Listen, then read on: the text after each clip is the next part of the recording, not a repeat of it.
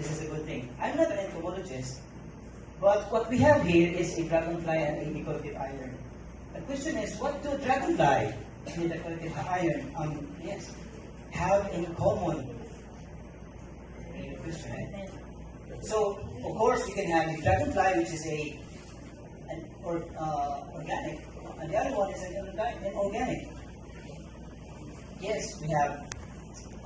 Let's give me just a little bit. This is a good introduction for one to understand about what is so and how is this happening. So we have the dragonfly. A dragonfly can, it was said according to science that it had a 90% chances of getting a prey because it's a good hunter. 90% because it can go to 60 degrees and go sideways and even backward.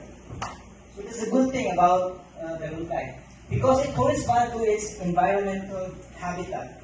Based on, probably it could be in the swampy area, it could be a different dragonfly, different species, size, shape. No, it could be in the swampy and open air. It could be also in the different elevation as you go up.